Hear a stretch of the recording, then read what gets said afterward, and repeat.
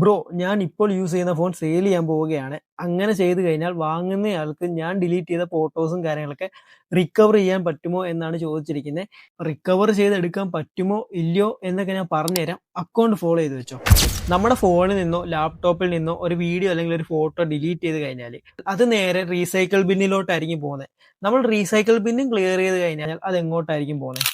ആ ഒരു ഫയൽ എങ്ങോട്ടും പോകുന്നില്ല. നമ്മുടെ ഡിവൈസിൽ എക്സിസ്റ്റ് ചെയ്ത് തന്നെ കിടക്കും.